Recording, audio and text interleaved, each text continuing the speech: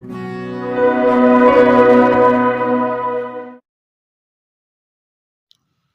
House on the Prairie. Mr. Edwards Meets Santa Claus. The days were short and cold. The wind whistled sharply, but there was no snow. Cold rains were falling. Day after day the rain fell, pattering on the roof and pouring from the eaves. Mary and Laura stayed close by the fire, sewing their 9-patch quilt blocks or cutting paper dolls from scraps of wrapping paper, and hearing the wet sound of the rain.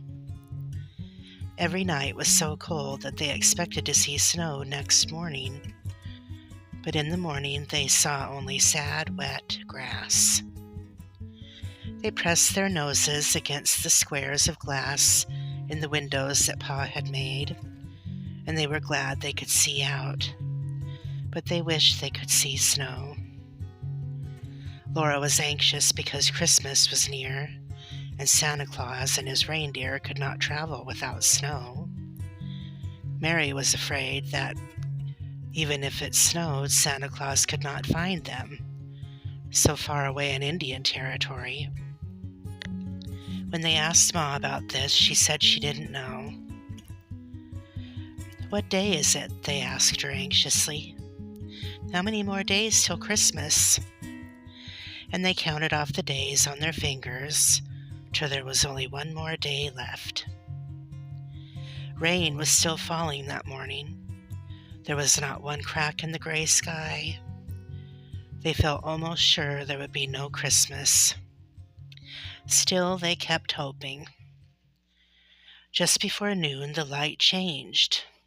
The clouds broke and drifted apart, shining white in a clear blue sky.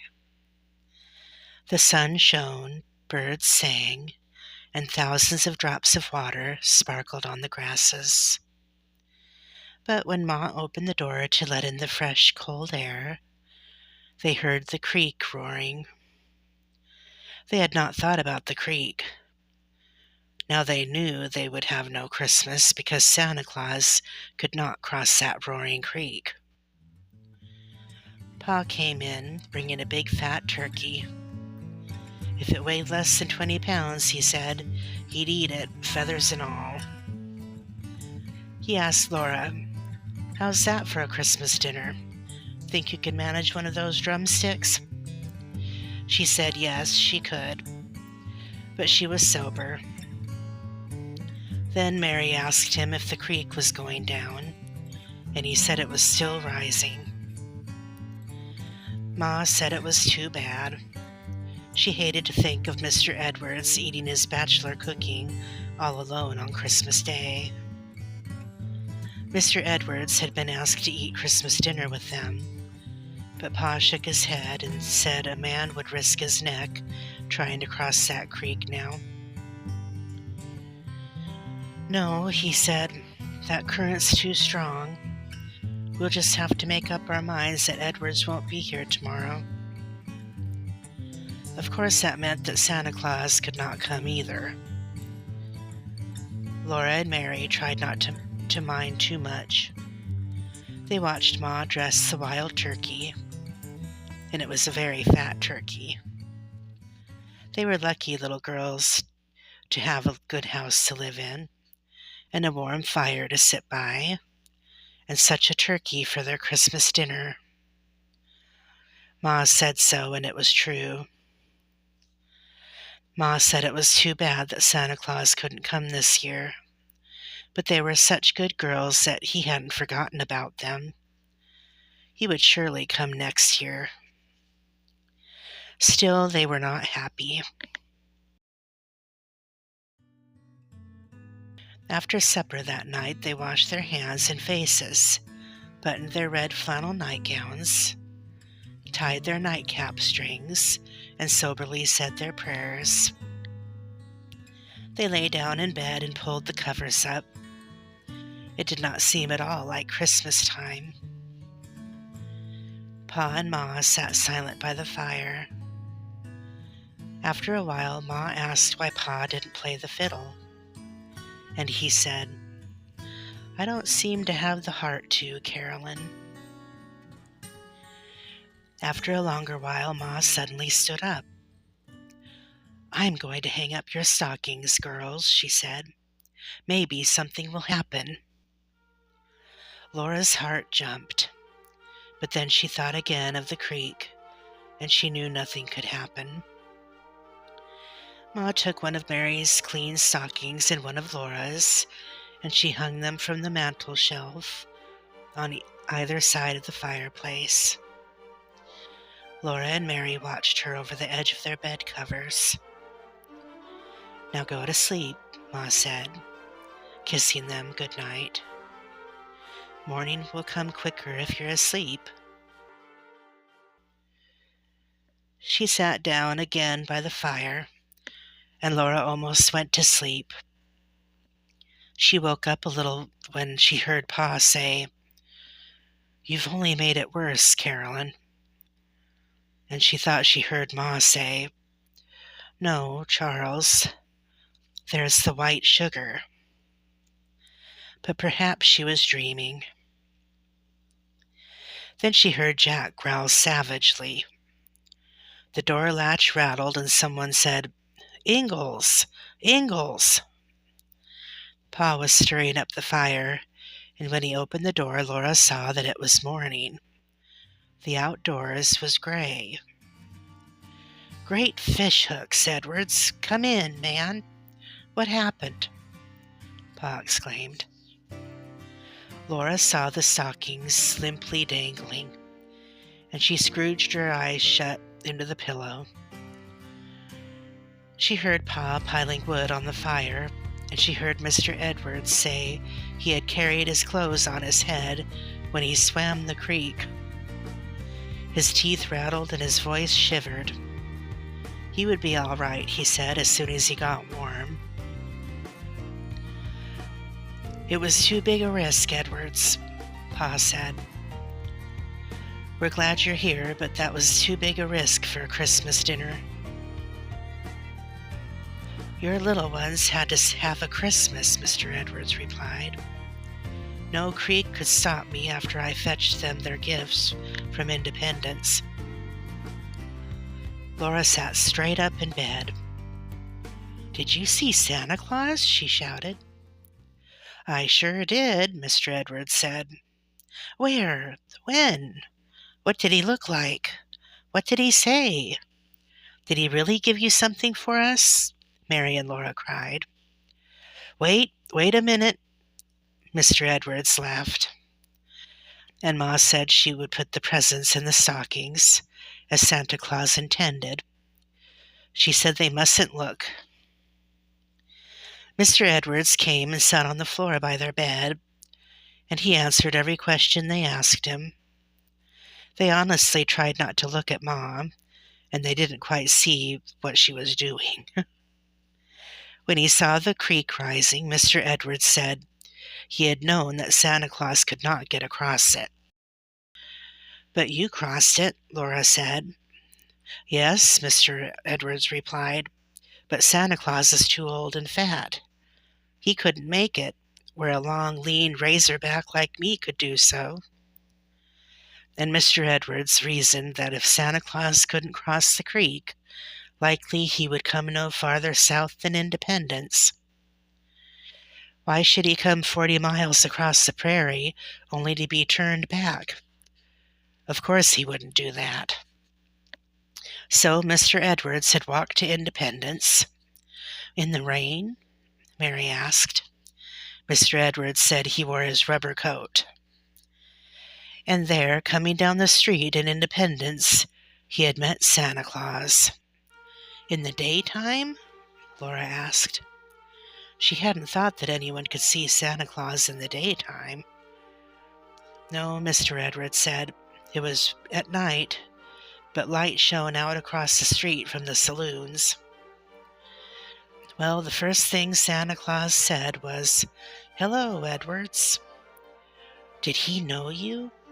Mary asked, and Laura asked, How did you know he was really Santa Claus? Mr. Edwards said that Santa Claus knew everybody. and he had recognized Santa at once by his whiskers. Santa Claus had the longest, thickest, widest set of whiskers west of the Mississippi. So Santa Claus said, "Hello, Edwards. Last time I saw you, you were sleeping on a corn shuck bed in Tennessee."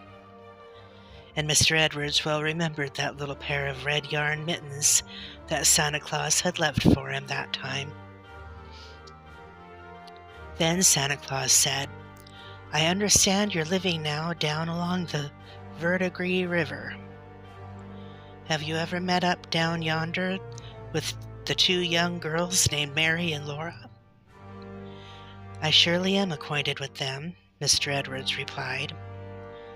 "It rests heavy on my mind," said Santa Claus.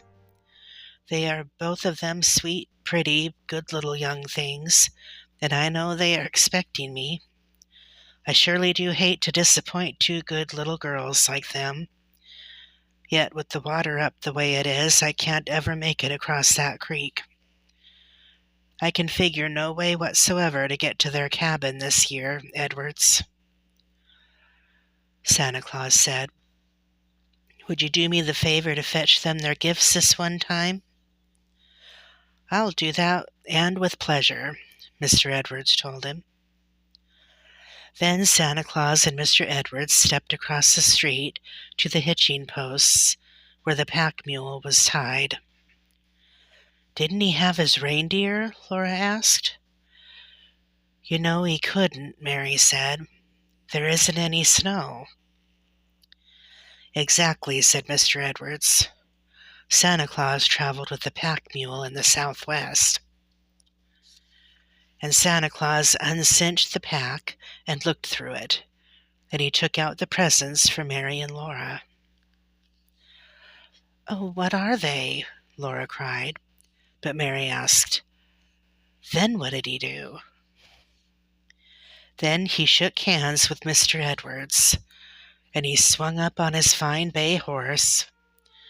Santa Claus rode well for a man of his weight and build, and he tucked his long white whiskers under his bandana.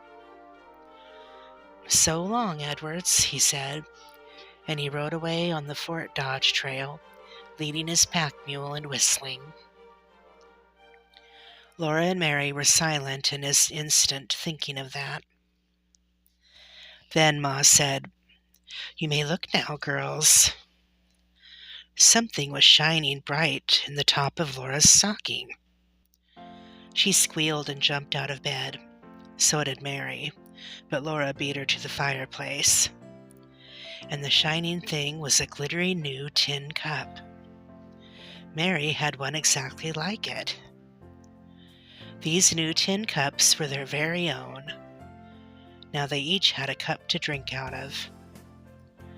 Laura jumped up and down and shouted and laughed, but Mary stood still and looked with shining eyes at her own tin cup. Then they plunged their hands into the stocking again, and they pulled out two long, long sticks of candy. It was peppermint candy, striped red and white. They looked and looked at the beautiful candy, and Laura licked her stick, just one lick. But Mary was not so greedy. She didn't take even one lick of her stick. Those stockings weren't empty yet. Mary and Laura pulled out two small packages. They unwrapped them, and each found a little heart-shaped cake. Over their delicate brown tops was sprinkled white sugar. The sparkling grains lay like tiny drifts of snow. The cakes were too pretty to eat. Mary and Laura just looked at them. But at last Laura turned hers over, and she nibbled a tiny nibble from underneath where it wouldn't show. And the inside of the little cake was white. It had been made of pure white flour and sweetened with white sugar. Laura and Mary never would have looked in their stockings again. The cups and the cakes and the candy were almost too much. They were too happy to speak, but Ma asked if they were sure the stockings were empty. Then they put their hands down inside them to make sure, and in the very toe of each stocking was a shining, bright new penny.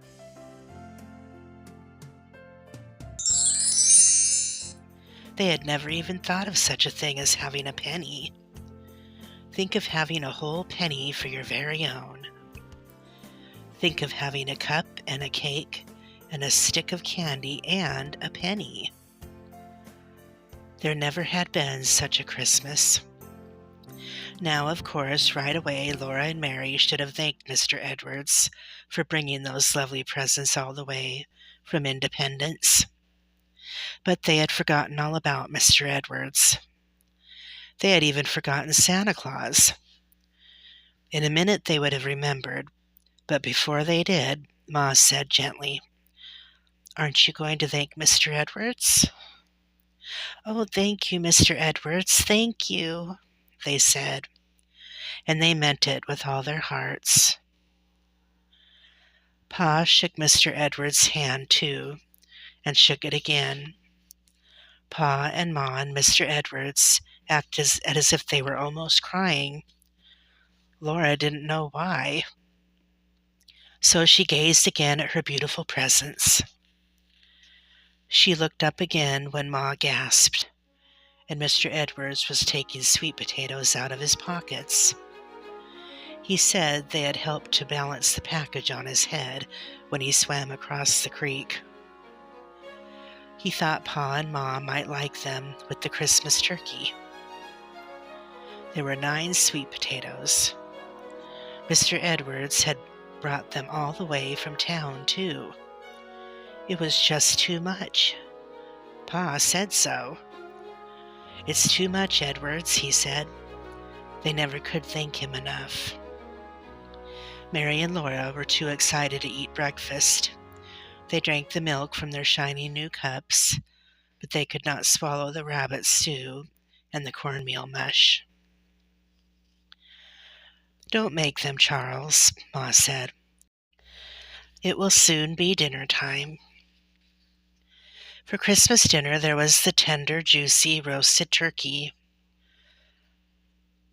There were the sweet potatoes, baked in the ashes and carefully wiped so that you could eat the good skins, too.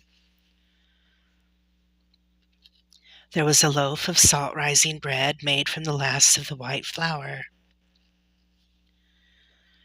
And after all that, there were stewed dried blackberries and little cakes.